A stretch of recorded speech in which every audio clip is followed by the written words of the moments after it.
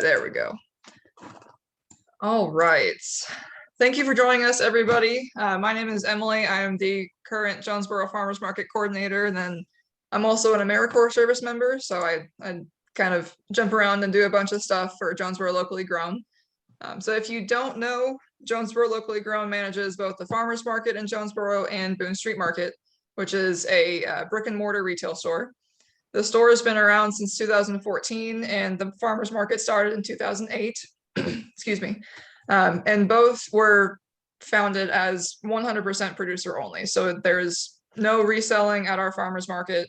And we do buy some products from like larger locally made places at the store, but for our produce vendor, or most of our produce vendors, there is no resale allowed. And our guest tonight is David Wiley from Serenity Knoll Farm, and then one of his helpers may be joining us later on. Her name is Deborah. Serenity Knoll has been selling with us either at the store or the farmers market or both since 2015. And I'll go ahead and hand it over to you, David. Well, thank you, Emily. We're very proud to be a member of the Jonesboro Locally Grown community, and honored and flattered to be on this Zoom call tonight to tell you a little bit about us. My background is in sales and marketing, and came here to East Tennessee in January of 2000 from living most of my life there in Memphis, Tennessee. So when I got here, I had to assume the role of a city boy living in the country. And there was a little bit of a transition there, but I compare this to learning how to fly and getting a pilot's license. You can get a pilot's license, but do you know everything there is to know about flying? No. So we call that getting a license to learn. And I know that a member of our audience here mentioned before the call started that she's here to learn. And that is one of our mantras. Both Deborah and I are content hounds, and we connect to a lot of organizations and blogs and groups all around the world through social media and through websites to try to learn more about growing food and helping us to be a better part of the community in terms of a supplier of vegetables, herbs, flowers, and hopefully soon to be berries.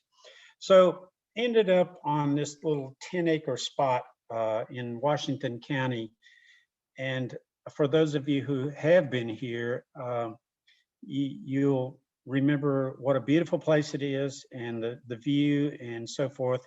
It's on a hilltop, and largely rock and clay soil. And so when you're on a hilltop and you're forced to do terracing to develop your garden beds, we originally did the French style of double digging our beds and filling them with organic compost, and then putting that soil back in there and mixing that together to try to build the integrity of our soil. And that is one of our main goals in our whole growing program, is to improve the integrity of our soils. So we're a small vegetable and flower and herb farm.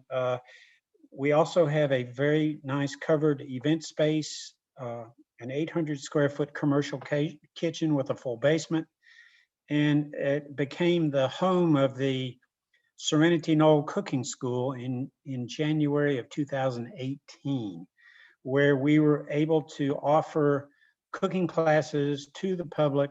And at one point we were doing classes 7 days a week under the guidance of one of the superstars in our community, Margie Kendall, who developed that whole program and managed it and staffed it. And we had so much fun until she decided to become a mother. And so I lost her to motherhood. And so we were delighted to welcome Felipe Pimentel to our team in the fall of 2019. And he actually became our full-time kitchen manager and director of the cooking school in January of 2020.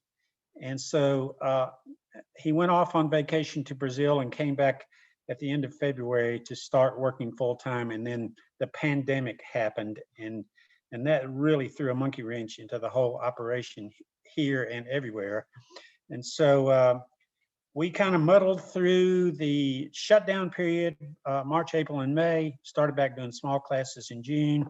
And then, the incidence of COVID in the area just became so difficult and challenging for all of us in the food business, not to mention other businesses in the hospitality industry and so forth. So anyway, I found myself in my professional life working from home, and starting in March, and that gave me time to focus more on the development of the farm operation here. And then we had a few volunteers who would come and help us. And then in April, the person who is working so closely with me now, I say she parachuted out of an airplane and landed at Serenity Knoll, and I gave her a job when she landed, Deborah Bird. And Deborah has years of experience in gardening and farming, and is extremely bright and knowledgeable. And between her talents and skills and my marketing and sales skills, we've combined our talents to continue the growth and development of the Serenity Knoll Farm operation, with our mission to be a part of the local food system by growing the highest quality food that we can, vegetables and flowers and herbs, and connecting up with our clients through the Jonesboro locally grown system. And the advent of the online market was the best thing that ever happened to us. And I feel certain that all of the other members of the Jonesboro locally grown community feel the same way. And we have to give kudos to the board and to the staff for keeping that operation going year round now, where we can make an offering online and open it up to the market, to the customer base. They place their orders, and it's 6:05 on the dot. I can tell you what time it is on Thursday when my iPhone indicates a new email has arrived. It's our orders. And so we harvest and pack on Friday and then deliver them to the market on Saturday morning. And so it's been a great opportunity for us to work on our project here and to work with the staff and the customers. So many of them we don't know because we only know of their names. And right now we're debating as to whether or not we're going to participate in the in-person market. I would love to be able to interact personally with our customers and showcase both our grown product and some of the things that we're growing in the greenhouse. Our goal obviously is to be as profitable as possible, but I can tell you the challenges of small farms are enormous. We started from nothing in 2015, and then in 2016 and 17, Camille Cody came with another one of her friends, and they lived on farm for a couple of years, and their produce and their flowers were just spectacular. And we just couldn't make the numbers work, and she moved on, and for the better part of, well, all of 2019, our farming operation was pretty inactive. But I guess the silver lining of the pandemic was that it's enabled me to refocus on that and to focus on our cooking school and the further development of some housing on the farm. And we were trying to figure out what we were going to do in the quote unquote off season. The traditional market usually ends by the end of October, and most farmers who are growing conventionally pretty much button things up and do a reset and plan for the next season. So I remember a couple of years ago, there was a lady that came up here to do a kombucha class and left me a brochure on the tower garden. And I didn't pay any attention to it until the fourth quarter of last year. And I said, well, maybe this is a way for us to keep the momentum going and to continue to grow and to continue to thank you, continue to be able to provide product to the community. And so I went ahead and investigated their business model and found that they really had it's a two-headed monster. The Juice Plus company is the parent company, and the Tower Garden is the home version of how a person can grow vertically, aeroponically, with a tower and a basin full of minerals that are pumped up to the top, and they cascade down upon bare root plants and grow out in the column without the use of any soil. And so I went ahead and bought one of those and tried it out, and I was amazed at how well the plants grew indoors with an LED light shadow that gives light energy to the plants. And so I was thinking about what could we do to take this to the next level. And the next level for the Tower Garden was the Tower Farm, which, if you'll look at the picture of the greenhouse, you can see that those towers, at least in our greenhouse, are 8 feet tall. The Tower Garden, the Tower Farm device is actually 9 feet tall, but we had to cut down one level to get these in our greenhouse. And the system, if you can look in the back, there's 2 blue things hanging on the wall back there, and that's an automated system that actually pumps the minerals through the system to all towers proportionally and feeds the plants. And so that system is automated, and what it amounted to was we were able to grow our own seedlings in rock wool and place them in the tower, turn the system on, and just let it grow. And so just recently we've had an abundance of kale and arugula and spinach and all kinds of things that normally we would grow in the ground, and we probably wouldn't even be thinking about planting them in the ground until now or within the next couple of weeks.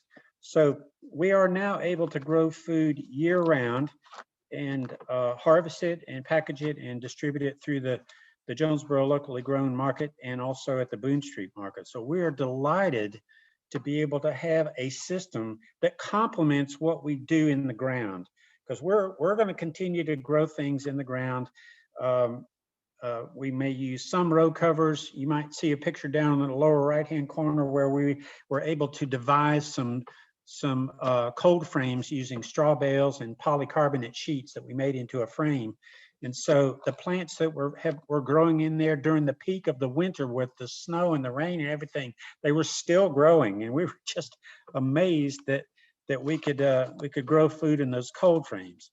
So our operation is multifaceted in that we are both growing food, but our educational component takes it to the next level, where we offer classes for people to come and learn how to use the food that we grow with a variety of different classes. And we take people out in the garden, we show them some of our techniques and methods of adding organic compost and organic fertilizers and things, and the care that we take in growing our vegetables and flowers, and being able to offer that as a part of our program. So I've been rambling on here, but maybe now's the time to take a question if anybody has anything they would like to know about what we do and how we do it. Y'all feel free to unmute and start a discussion. That would be really cool too.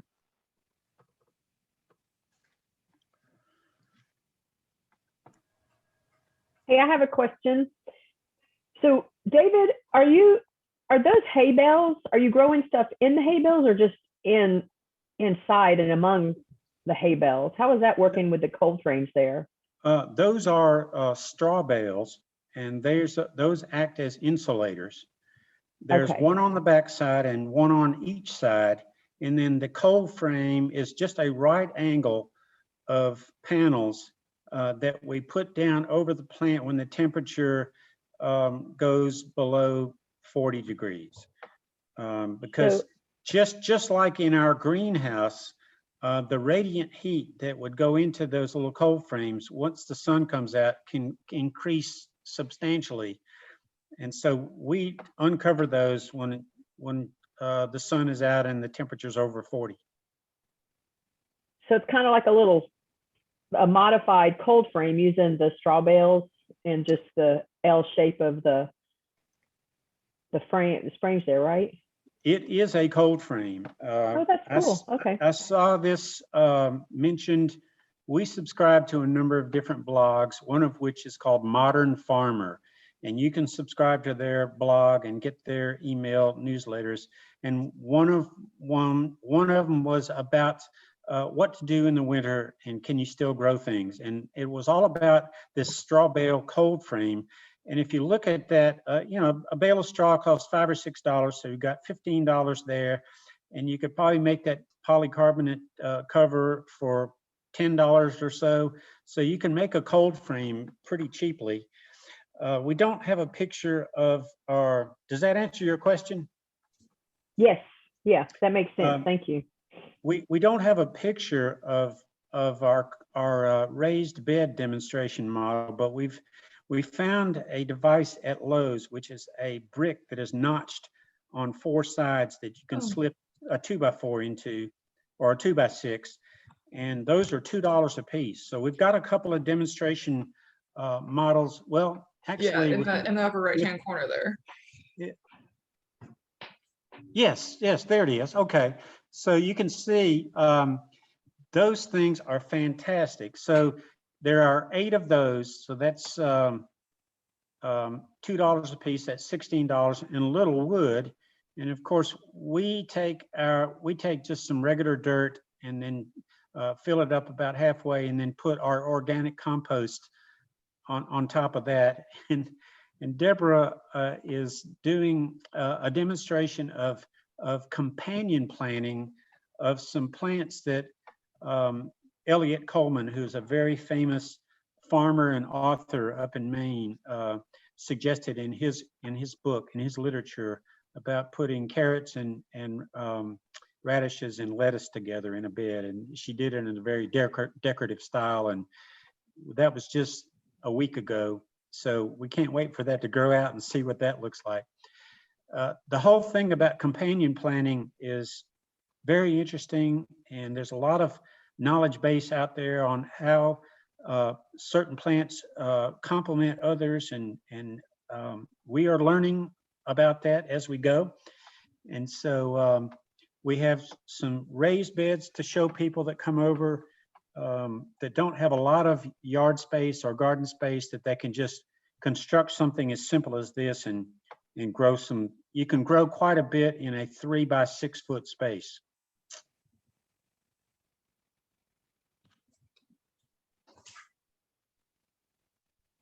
So David, what led you to wanting to start your farm and your cooking school and everything?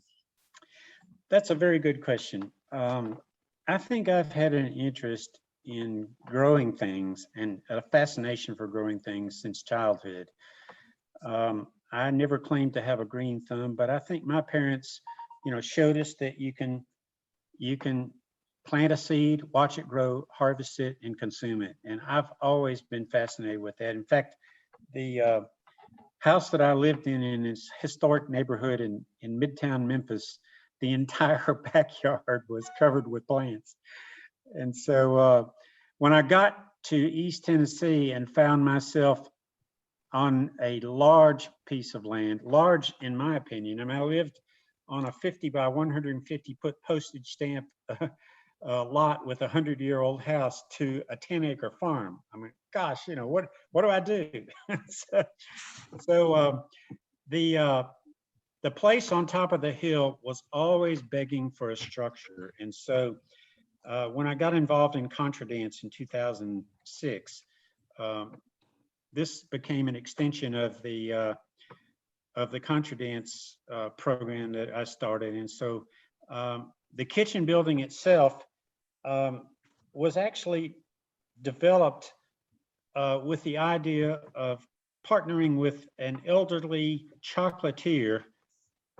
We were going to partner up to develop a program of manufacturing her goods and developing a YouTube channel to teach people the art of chocolatiering. And unfortunately, her age and her vision caught up with her, and she was unable to continue. So I had already started building this commercial kitchen, and so we ended up with this event space with a place to do activities, and also to be able to either produce food or prepare food for meals or to teach. And so if we're operating under the banner of food education, which I talk about all the time, we're talking about showing people how to grow food and also how to prepare it, or talk about food safety and food quality. And that's something that's very important to me as a function of public health, is to try to raise awareness and raise level of consciousness and knowledge about the mainstream food supply and how important it is to buy locally and support this wonderful network of farmers that are out working hard night and day to produce product. And I don't know how large the customer base has gotten, Emily. I think at one point you said there were 130 plus customers that were ordering from the market every week. Is that held up pretty well? Yeah, so last summer at our peak, we were 112 customers, averaging between 80 and 90 a week. That fell in the winter months, just with less available produce and things like that, to about 60. And we've been between 45 and 60 from January until now. And we're anticipating that to pick up about the middle of April for the online market. And then, of course, when the in-person market opens in May, we're hoping that a lot of people will be able to come to that as well. Well, we hope so too. We just love what we do here. It's the heavy lifting of farming is a lot, and it's keeping an old guy like me active. And I work with a wonderful person, Deborah Bird. She is amazing, and I learn from her every day. And we seem to complement each other in terms of our skill set and our backgrounds. And so we hope that we can continue to develop a network of volunteers that want to come over and be a part of this. Volunteering on a farm is wonderful. It's a great team building experience. And we also give away product to some of our volunteers to take home to enjoy. So, we're proud to be a part of the local food system. We have also publicly announced that we're adopting the 1 Acre Cafe, and hopefully we will be able to provide them with a substantial amount of food as our crops continue to proliferate. We are just thrilled about some of the things that they're doing for the community, and we're happy to support them. And we're very, very fortunate and blessed to be able to have your team, Emily, and also the Boone Street Market. Our community is very fortunate to have those two organizations working together. Right, for sure. So Myra is asking, what type of work do the volunteers do, and how would someone make contact about volunteering? Well, they can email me at david@serenityknoll.com, and my contact information, I don't know whether you've shared that in the presentation or not. I'll put it up towards the end. What our volunteers do is weeding, watering, and harvesting. And where we need volunteers mostly is on Fridays when we are harvesting. But anyone who wants to come out and do weeding and watering during the week, we will not prevent that. So there's always something to do here. And you can come and go as you please. We don't have a rigid schedule for volunteers. We will assign a task to you, give you the equipment. All you would really need to bring would be your working gloves and a hat and some sunscreen. And we've got water and beverages, and there are times when we do prepare lunch for people who are here. So if you're interested, just email me and I'll put you into our database and notify you when we have some volunteer opportunities available. Wonderful. And then, David, how about you talk a little bit about what we can expect from you this season with your wonderful beds here? We will have a full array of herbs, including garlic chives, sage, oregano, thyme, basil, and then the things that we're growing in the ground. We hope to have a substantial garlic harvest the first week of July, and we probably will create some type of a volunteer shindig around the garlic harvest. And so we'll let people know sometime during June what we're going to do that first week. It'll probably be after the 4th of July. We've got about 60 pounds of garlic in the ground, and we would like to get a whole bunch of people to come over here and help us with the harvest. As far as vegetables go, we are going to have salad greens and all of the spring vegetables, cabbage, plus the things that we'll grow out for the summer will be typical summer vegetables, tomatoes and squash and peppers and things like that. We do not grow corn here. We kind of give way to the folks at the Sunset View Farm and let them grow corn, because I'm afraid of those dang raccoons coming and wiping out your corn patch overnight. So we are planning to add some chickens sometime this year. Don't know exactly when, but we will be doing seasonal vegetables. We've got about 2,000 plants, seedlings that we picked up from Banner Greenhouse last week that we're holding to go in the ground. We've started that, and that's something else that volunteers can help us do is poke a hole and put a seedling in the ground. That's kind of fun. And we will eventually get all of our drip irrigation lines in place. And so we'll be able to water all of our plants without watering from above. We think it's better just to drip it into the soil. That's pretty much it. And then we hope to have a very robust offering of flowers.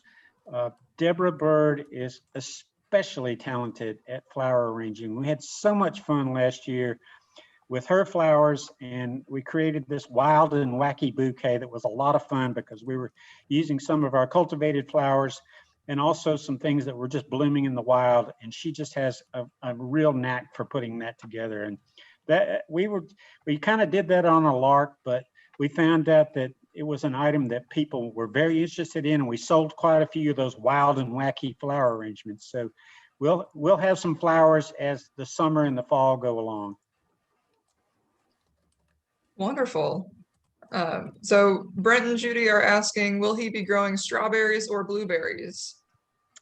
Well, as a matter of fact, I'm going to say yes, but I'm going to qualify that by saying we're going to be we've already heavily invested in a permaculture design project that will start being implemented next week. We will have hundreds of blueberry, raspberry, elderberry, lingonberry. There's some berries that I don't even know what they are, but we've with the guidance of our permaculture design consultant, he's put together a plan, and that's something else that volunteers could help us do, because we're going to do a lot of berries, and that's going to start next week, putting them in the ground. As far as strawberries go, I don't know that we can find any strawberry plants this time of the year. We may wait until fall to put them in, but there's nothing finer than walking out in your garden and picking fresh berries, especially strawberries. So we're going to be doing lots of berries. It may take a year or so for all that to get established and to be productive. We do have some 3 or 4 year old triple crown thornless blackberries that will produce a lot of pints of berries, but that's pretty much all that we have so far. But we've got a big project underway. Very cool. Hey, David, I have another question. I'm having your Komatsu green. You only get one more, Shelley. No, I'm having your Komatsu greens for dinner tonight. Where part of the garden did they come from? They are in the what we call the kitchen garden, and that is a product that is grown seedling wise by Banner Greenhouse over in Nebo, North Carolina. The pointer is let's see, yeah. Yeah, I No? would say that's No. the bed That down the them? hill. It's from the down. hill, It's right? down. It's down the hill. Komatsu, or commonly known as the Carlton Asian green, is something we experimented with last year, and it actually went very well. And it did overwinter, and it is flowering now. And you actually can eat the flowers. If you want some of those Oh. flowers, I'll be happy to send you some, or you can come by and just pick them yourself. But they're very Okay. tasty. And so I think we even have a suggestion, a recipe suggestion on the Jonesboro locally grown portal on what you can do. But there's so much you can do with Asian greens, you know, as long as you have some soy sauce and some sesame oil, just, Mhm. you know, just to saute them. But they're very yummy, very Yeah. good. I really like them. I've had them a couple of times now, so, or actually more than once. So I like them, and the pak choi too. I like that. Well, the pak choi just surprised the heck out of us that the Chinese cabbage would grow so well in the soil. But what we're also amazed at is how well it grows in the tower garden. It is just so happy in the tower garden. Mhm. And you know, the heads that we're putting together for the market right now are not as big as the ones that are growing in the ground. So we'll put 2 or 3 of them together to make it a good value for you. But the ones that we have in the cold frame are just gigantic. And so Yeah. that particular plant seems to adapt well to this particular soil that we have. And like I said, the Asian greens overwintered, and those tender leaves are just so good right now. They are. As Yeah. well as our mustard greens overwintered beautifully, and it's like Okay. taking a big spoonful of wasabi paste. Okay. Thanks. So Lee, excuse me, Lee is asking, you said you were debating whether or not to be at the in-person farmers market this year. What factors will you take into account for that decision? That's a good question, Lee, and it deserves a good answer. And I'm still I'm still struggling with what to do. I love farmers markets. I have been to farmers markets all over the world, and I love them. I love interacting with the growers. I love interacting with the shoppers. It's a great place to learn and to grow and to learn about food and to be face to face with the growers, and I love that. And I'm just wondering whether it's going to be a good use of time if the online market continues to be successful. How many people will actually become feet on the street customers for the in-person market? And we're trying to figure out whether it's going to be a good use of our time. I can remember being at markets where we didn't really sell a lot. We did a lot of preparation to be there, and there's just not enough foot traffic to make it worthwhile. I mean, that was part of the struggle that we had in 2016 and 17. And so it would be nice to be able to be there to showcase what we grow and talk about our global food education project here with our cooking classes and so forth. I mean, that's right up my wheelhouse. But and Lee, we'll probably try it and see how it goes. No one's really sure right now what the response is going to be. Are people going to continue to hold back from going into crowds? Even though the format that you set up with your vendor meeting the other night, it all sounds good, and that's probably the best you can do to ensure the safety of your attendees and your vendors. But we really don't know we don't know what the response is going to be just yet. I support this organization 100%. And maybe if we're there during the month of May, just to see how it goes, but I don't know that we'll be there the whole summer. We love the online market, and it looks like our customers love it. And I talk about it all the time, that you can go on the website and order whatever you want and drive through at 10 o'clock and tell them who you are, and they go, "Oh, so nice to see you. Let us put your order in the car for you." Man, that is just the most perfect model there is. But I'm just a little unsure about how successful the in-person market's going to be and whether it's going to be a good use of our time. Sure. Yeah, that's definitely understandable. And I think you're not alone in that position for sure. So Lee also asked, do you grow organically? We are using, Lee, we are using organic methodology.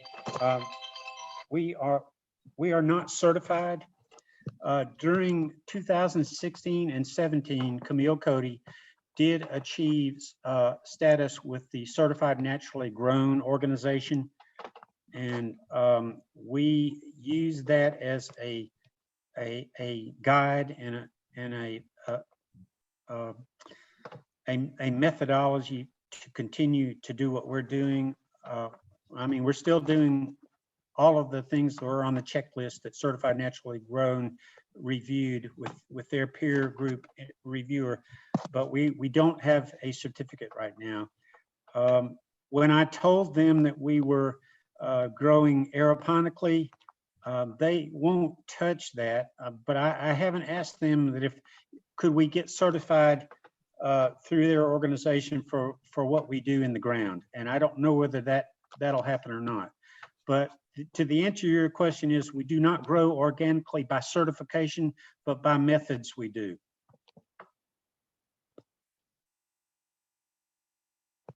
And that's I think I can remember being at the farmers market in person years ago, and I think the customers mostly or largely want to know whether you're using chemicals or not. And they don't really care that you are certified or not. I think that what I heard people say is that the first thing they would come up and say, "Do you use chemicals?" And we would establish that we don't use chemicals. And then they would say, "Okay, I'm willing to be a customer." The certified organic is a very complex process. And I know that there are some members of our Jonesboro locally grown community. And I think, Emily, you even mentioned one on our call the other night, that someone just recently became certified. Yep. And I certainly admire and respect that, and give kudos to the people that went through the process of getting to that point. But I don't think that that's something for us. I think we can certainly promote and defend our methods in terms of safety and cleanliness and sanitation and things, all of that nature, all of those things, and not be certified. But we are going to pursue the Certified Naturally Grown designation for the things that we're growing in the ground and see if they will accept that. It is a standard that is growing in respect around the country, and it's not nearly as rigorous as the Certified Organic program. Very cool. So we have another question from Brent and Judy. Do you rotate your ground crops, and are you still expanding your in-ground beds? We absolutely have launched a campaign to do crop rotation, thanks to Deborah Bird's guidance. I used to grow potatoes in the same rows every year. And so I don't know why. I mean, it's not wise to grow the same plants year after year after year. I think that the rationale behind crop rotation is very sound, and we are in the process of doing that now as we plant. And we're also, like I mentioned previously, exploring the best combinations for companion planting, which can help each plant grow and maybe help with pest management and things like that. I mean, no one's asked me about pest management, but That's certainly a challenge. We don't use any commercial pest control products. That we are using Omri approved products, and also monitoring very closely the infestation of flea beetles and cabbage worms and hang on a second. My brother's trying to call me.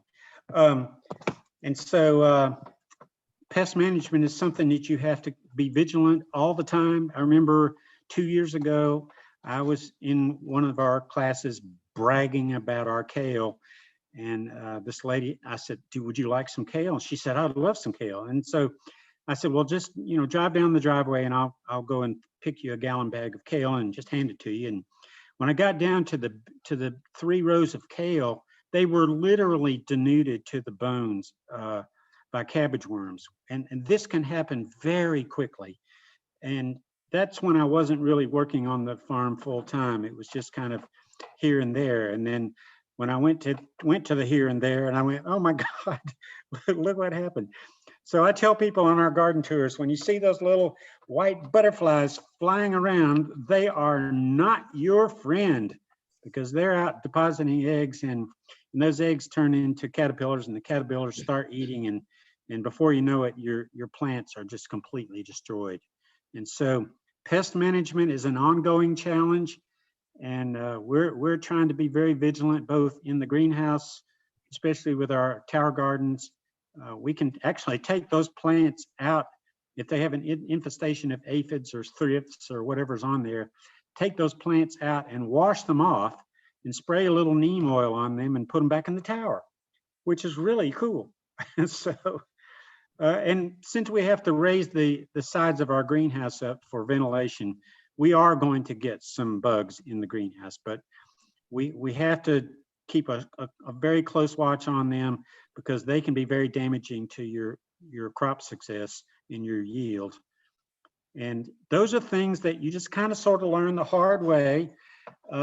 Deborah and I are here to learn. We're here to share best practices. We're here to connect our friends and colleagues in the community with other sources of good information and guidance. There's a lot of information and knowledge out there on websites and blogs and TikTok and all the social media platforms and YouTube. I mean, all you want to learn in a lifetime is out there, and we're constantly doing continuous education here. Speaking of education, if you guys don't know, OMRI stands for the Organic Materials Review Institute, and the OMRI. And anyone that is certified organic or trying to follow organic methods can only use OMRI approved sprays or natural pesticides, things like that. So just a little fun tidbit. Thank you. All right, are there any other questions? No? All right, well, if you're ever in the area, for those of you that are out of state, I know there's a couple of you on the call, or if you're by Jonesboro at some point, if you ever get the chance to visit Serenity Knoll, it is fantastic. I got to go out there for the first time on Saturday and was very impressed. So very, very cool place. Well, we'll even let you sit in our little shade house on those little cushy seats that you can see me in the picture. So, yes, Brent, you can take a tour. If you want to just email me and set up a time, I would be more than happy to show you around, show you what we're doing. You can also volunteer if you want. And at some point in time, we have plans to build 5 one-bedroom cabins. At some point, we hope everything will come together again so that we can offer a cooking class, an overnight stay, and a hearty breakfast to our patrons that want to be a part of that program. We also do weddings and workshops and all kinds of events here. If you want to rent our space, we're more than happy to accommodate you there. But thank you again, Emily and Shelley. It's been a pleasure and an honor to be a part of this program and to be a part of the local community. And we look forward to a successful season of working with you. You guys have been great for us, and we just love working with you. Well, it's been great getting to know you over the last, what is it, 6 months or however long I've been with the farmers market now. And thank you so much for your time tonight. It was really cool. It's absolutely my pleasure. Thank you. Bye, guys. Bye. Take care.